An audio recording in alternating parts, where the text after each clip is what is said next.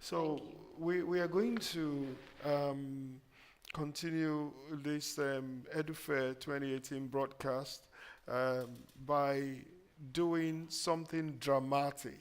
Now, don't get worried. We're going to okay.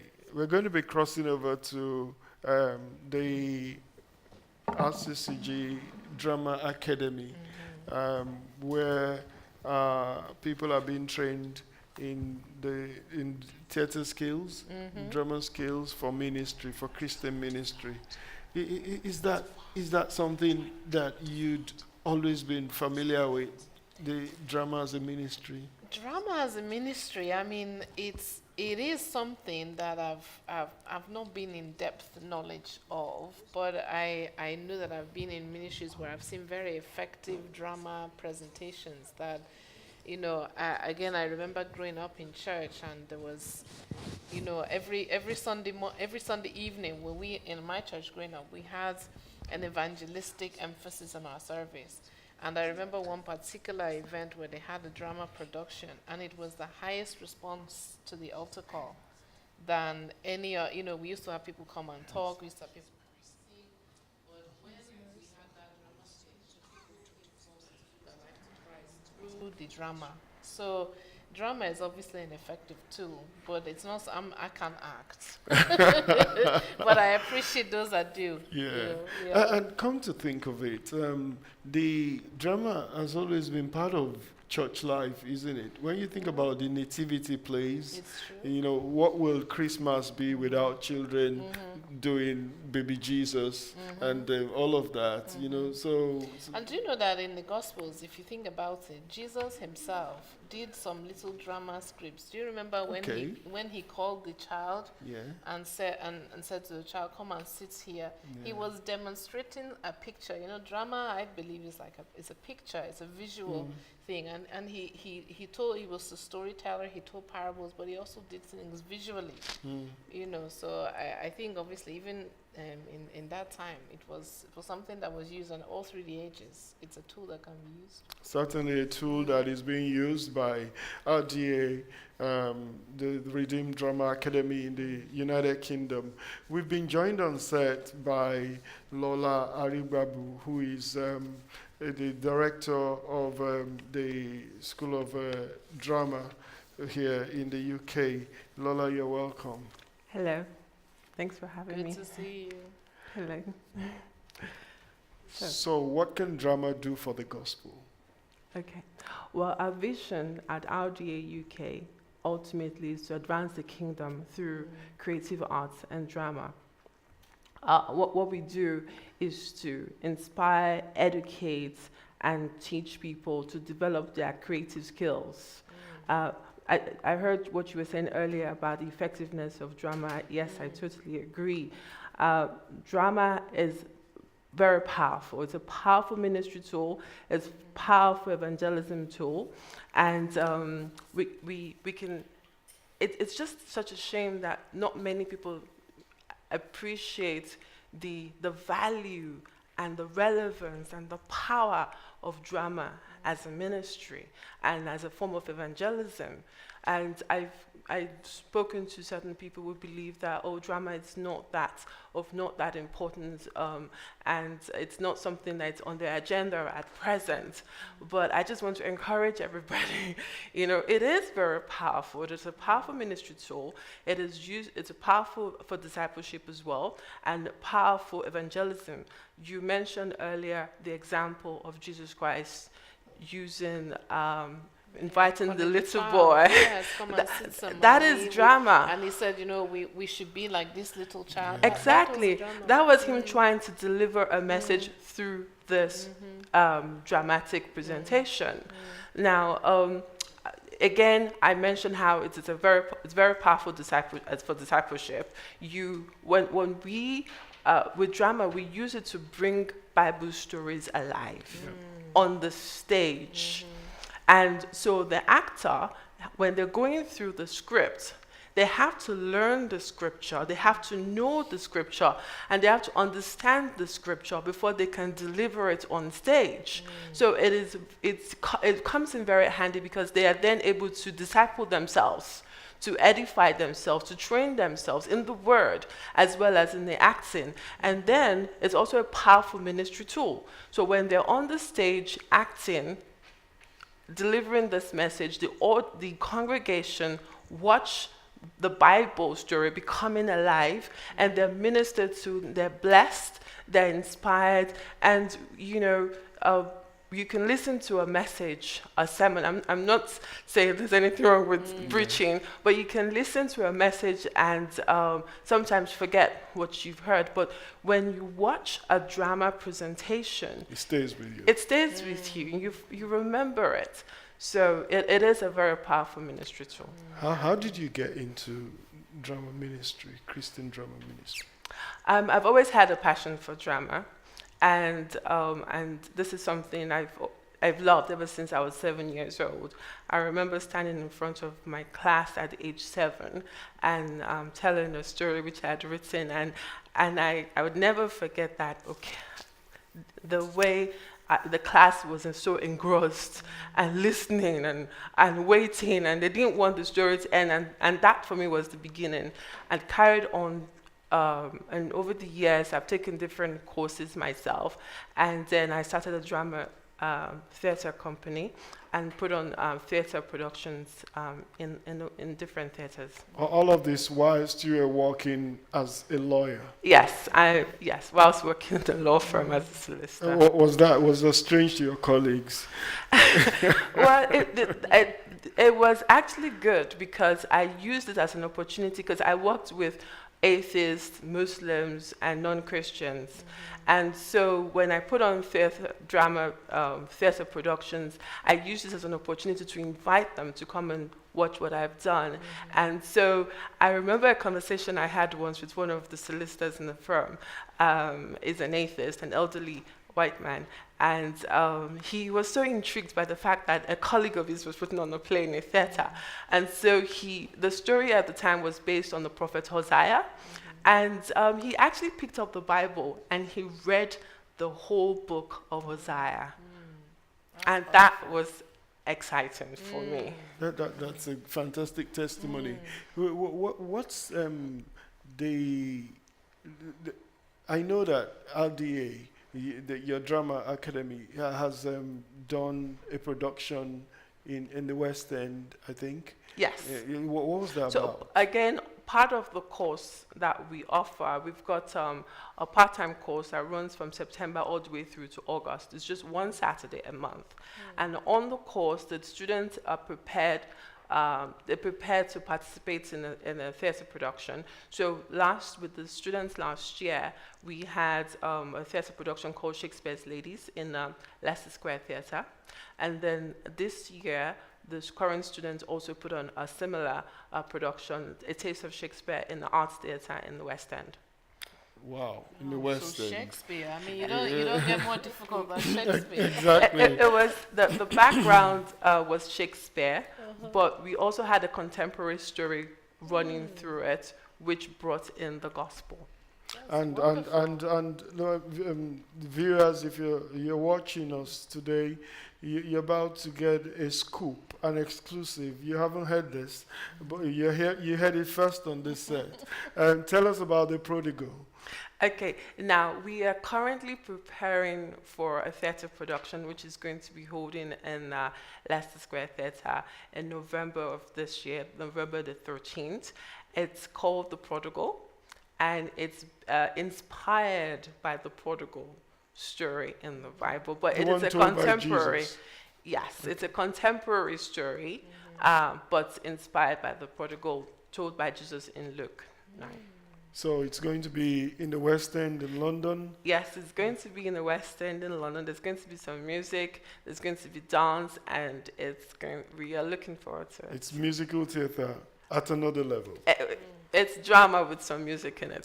So that's a date to mark in our calendars, because it will be a different experience entirely. And will it appeal to people who might not necessarily be Christians or churchgoers? Yes, it appeals to both Christians and non-Christians alike. And what we're encouraging people to do is use it as a form of evangelism and invite at least one unbeliever to come along with you to watch this production.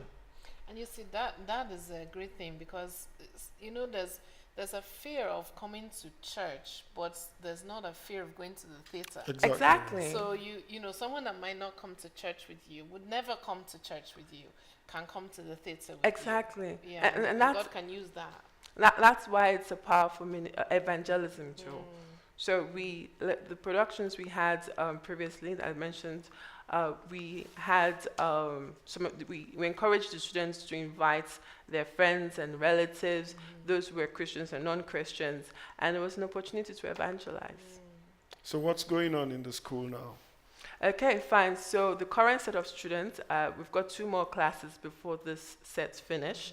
They are course, and we are preparing. They're going to be part of the production, The Prodigal, as well, and that's it. So today we are going to see what a class looks like. Today we are going to have a sample of our class, and that's what we have next. Do we get a certificate for attending? Yeah, you should. Really. No, you'll have to attend the Or course. free tickets to the Prodigal. Or free tickets to the Prodigal. Okay. So so we're going to see what it is class is like at the Redeemed Drama Academy. My name is Antonia Doggett and I teach at RDA UK. So today I have with me some of the students who are currently on the course, and I'd like them to introduce themselves to you. Hi, my name is Gabriela Isijola Ajao. Hello, I'm Deli Irene. Hi, my name is Joseph Adigun. So today we're going to be looking at a play script, and it's called Sheba, or that's what we call it for short, and it's written by Lola Arigbabu, who you just heard speak. So we're going to be looking at it today, and the students are going to read through the script, scenes 1 and 2, and then we're going to look closely at scene 2, and we're going to be focusing on how to bring the text to life, and looking at how exactly we can do that. Here is the deepest secret nobody knows. Here is the root of the root, and the bud of the bud, and the sky of a tree called life, which grows higher the soul can hope or mind can hide. And this is the wonder that's keeping the stars apart. I carry your heart. I carry it in my heart. By E.E. Cummins. Yes. I love his poems. So, who are you reading the poem to? It's a love poem. You obviously have someone in mind. I'm a married woman. You are pregnant. You're pregnant? Congratulations. You naughty, naughty girl. Why is she naughty?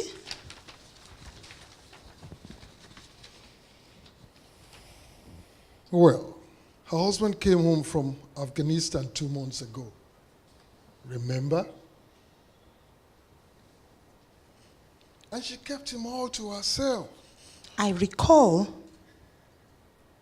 I wanted to go over to say hello to him, but she kept giving me excuses. We were busy. Oh, I know. I can see that. I didn't get to see him before he went back. Nor did I. But it's okay. I understand now. Have you told him? No, not yet, but I will soon. We need to get ready. It's almost time to start. I'll be a very good godfather, you know. The first Sonogram is not usually done until 18 to 20 weeks. So, we need to get ready. 2 months ago was the first time your husband has been home in 6 months. We need to get ready. Scene 2. I saw you and him together. About 5 months ago, you were having dinner at the new restaurant 3 blocks away from your flat. You were really happy. I saw the way you looked into his eyes. He couldn't seem to keep his hands off you. I thought, no, it can't be. Sheba wouldn't do a thing like that. She loves her husband, but now I realize I was right. Does he know? I don't know what you're talking about. Does he know Know what? that he's going to be a father? My husband is the father of my baby. Oh, please, Sheba. I'm not stupid.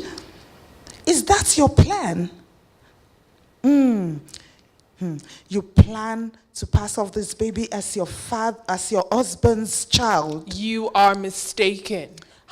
That's why you were so busy with your husband when he was here. Stop it.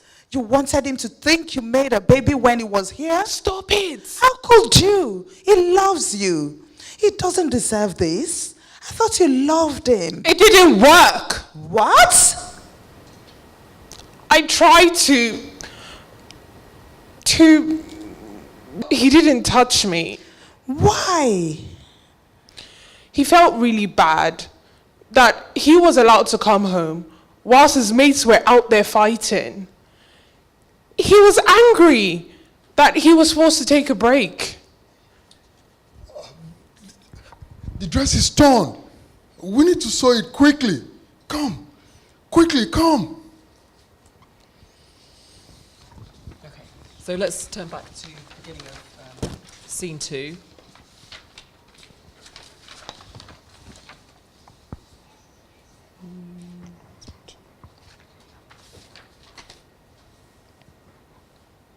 So let's take it, Dele, from the top, and I think I'm going to stop whenever I have questions, so that we can start to kind of get to grips with it and work out how we can make sense of it for ourselves and for the audience.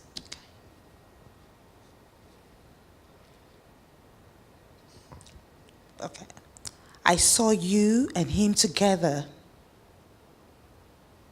Okay, so firstly, I just noticed that in the punctuation here it says, I saw you ... and him together. So I guess Lola wrote the ... because she's trying to convey some sort of meaning there. What could it be? Why could there be a ... there? She's hesitating before going on to say him.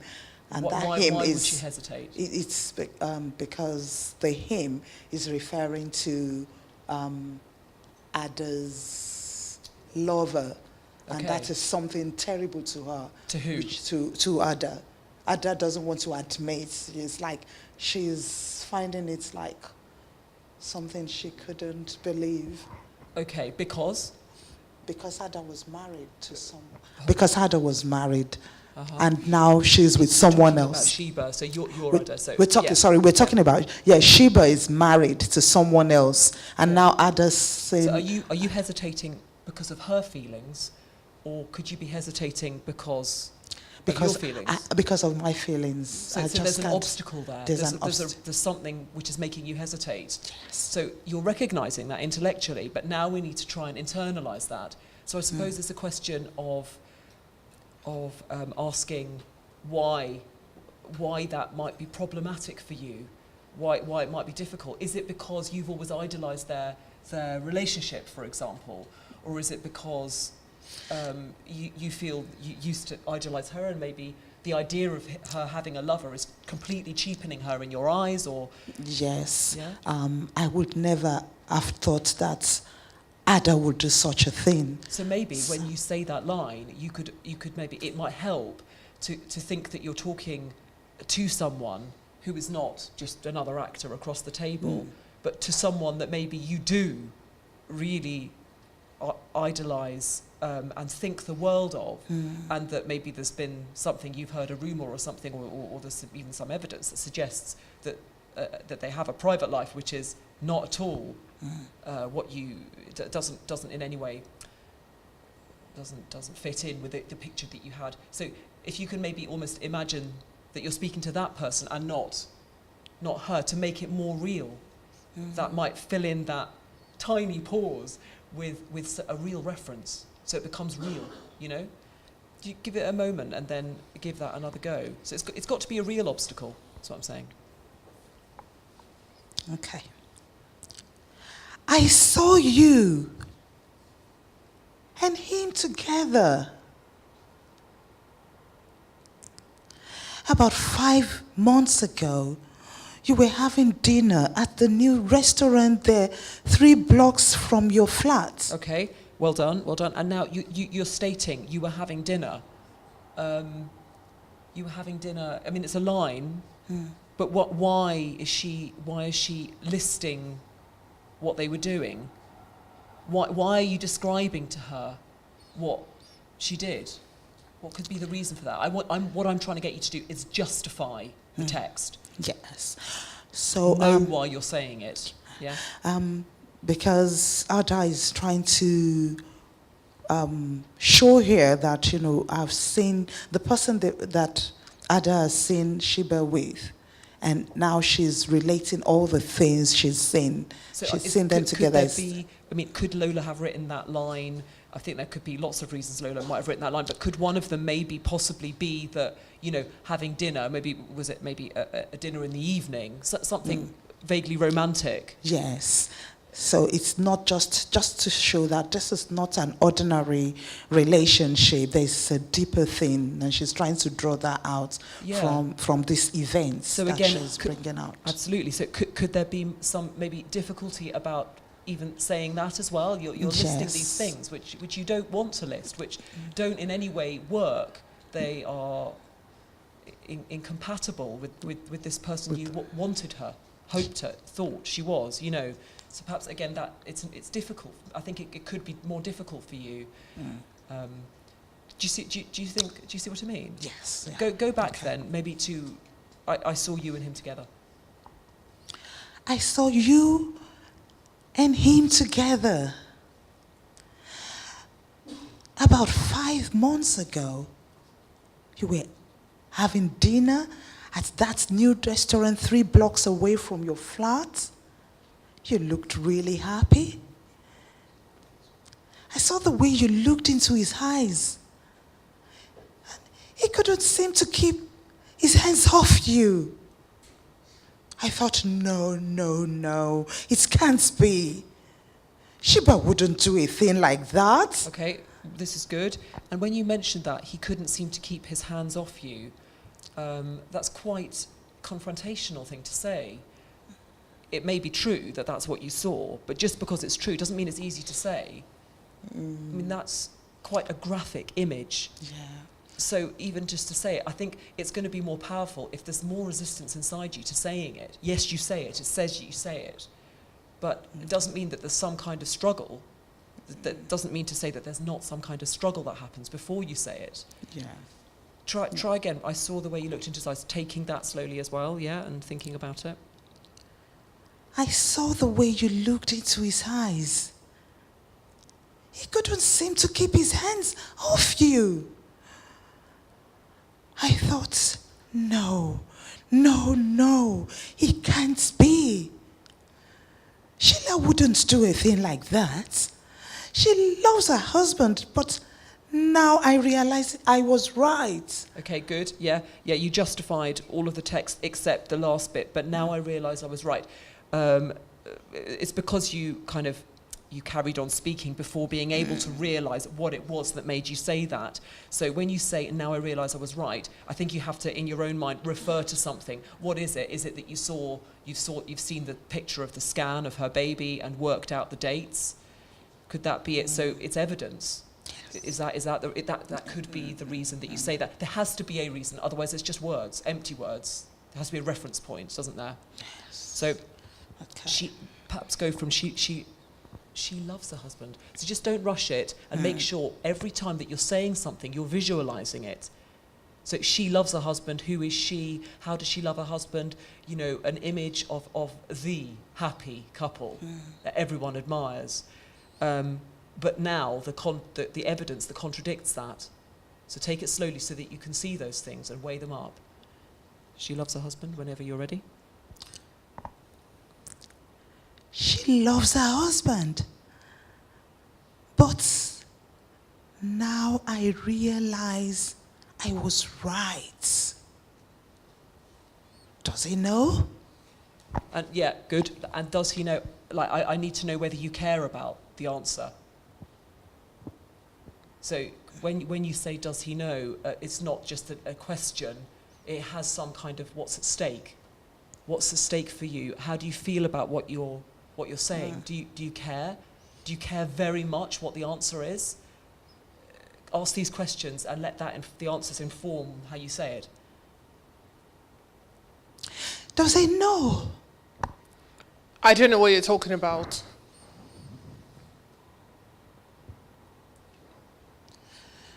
Does he know Know what? that he's going to be a father? My husband is the father of my baby. Oh, please, Sheba. I'm not stupid. Okay, thank you. And good, well done. And now, my husband is the father of my baby. It was forceful, the way you said it. It seemed very confident. But let's remember that it's not true. So you have to let that knowledge inform the way you say it. Yes, you're trying to hide it. But can it be harder? Can that like voice inside you going, yeah, you're right, oh no, you know, be louder and stronger and more powerful and threatening to overtake? Try and hide it. But if it's not there, it's not going to, there's not really going to be a drama happening. It's not going to be a real conflict. So you have to allow that conflict to live inside you. Yeah? So can we just go back a bit to that? Does he know? Does he know Know what? that he's going to be a father? My husband is the father of my baby. Oh, please, Sheba, I'm not stupid. Is that your plan? Yeah, good. Yeah, could you, yeah, thank you, well done. Oh, please, Sheba. I mean, she's lying to you, and it's obvious as well by the way she said it. Yes, she was trying to hide it, and you also know, she's lying to your face. Don't allow the event that's happening now, the reality of it, the fact of it, to be really, really present. So they're not just words. You know, is that your plan? Speak in the face of the event which is happening, which is that it's really happening and she's denying it and it's happening right now live. Yeah? Don't just kind of like try to dumb it down. It's actually happening, like it's real. You know, can we go from can we go from does he know, I think would be the best. Okay. Does he know Know what? that he's going to be a father?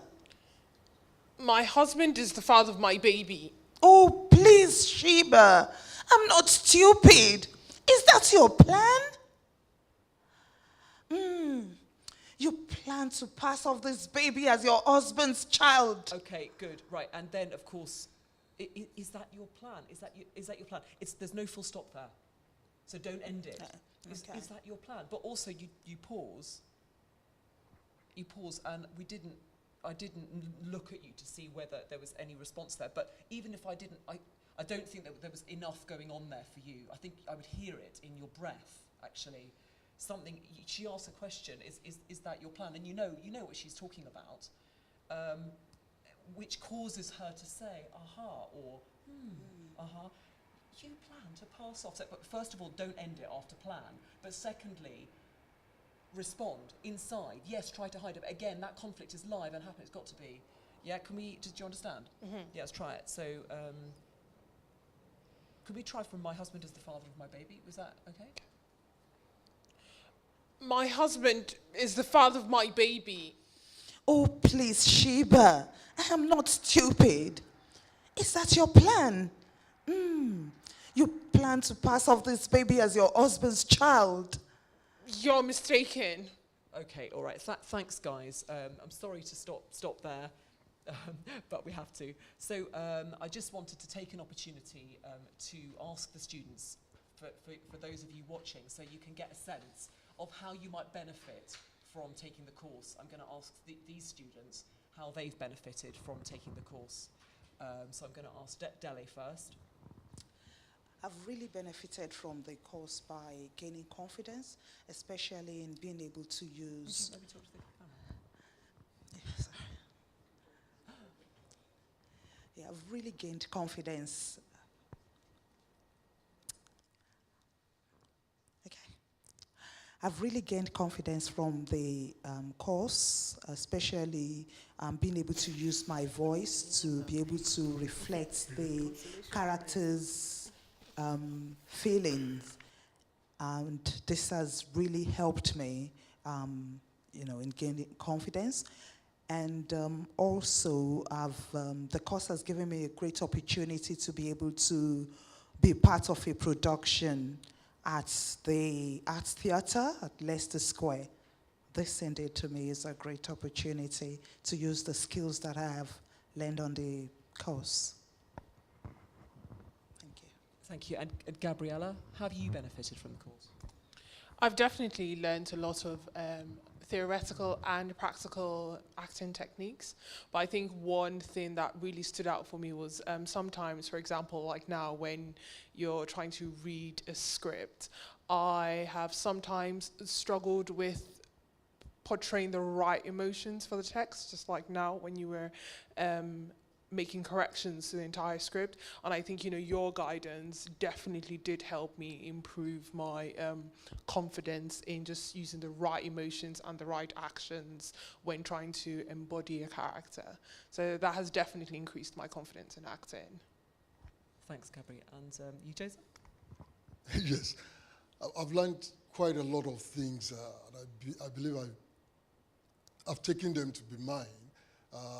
One thing before I joined the course, being a Christian dramatist, I believe that it's a God-given talent. You don't need to go to school or someone teach you how to do it. You just go on stage and you act it. If you get it, you get it. But going to school, the RDA college, academy, I've learned that you really need to be tutored. You need the guidance which you have, by the grace of God, given to us. One important thing I've learned, and I've benefited, is to know that as an actor, your director just doesn't tell you how to act a part or a role in a play. We've come to learn so many acting techniques, like Stanislavski. He will tell you to weigh the role you're going to play, think of the objectives and the obstacles and how you're going to overcome them before you act the character. We've learned Chekhov, who tells you to think of certain movements, an imaginary body. Think of your character as existing outside of you. But you then go into the character and you want to act the character out. We've learned about Sanford Messner, who particularly says spontaneity is the watchword here. How do you respond to, in a dialogue, the other actor, what they say, what do you want to say back to them? And most importantly, I've come to learn that drama is not just something you take, or acting you take and you go away with it. You've got to take it serious. It's a ministry, it's warfare. You've got to prepare yourself. Like in Shakespeare, you need to understand the text to be able to convey the message. It's not just speaking clearly. There's a message you are giving to the audience. And like every sermon, you prepare for it, you pray for it, and go out there and deliver it. So I've learned quite a lot. Thank God for you, and thank God for RJ. Yeah, awesome. Now, how do I wind up? I think that's it really. I think Lola earlier on, it described what was the what we did in the course, and I just want to thank you for watching. Bye bye. Take care. See ya. Of a class in the Redeemed Drama Academy. How did you find it? You get the feeling that, and because before, I was when we met with the School of Music, I said I can't sing. When we met with the School of Drama, I said I can't act. But I get the feeling if I joined that class, they would make me to act. Amen. They are wonderful. That was excellent. That's fantastic. We want to thank the teacher and the students for giving us a snippet into what happens in school, in the drama academy.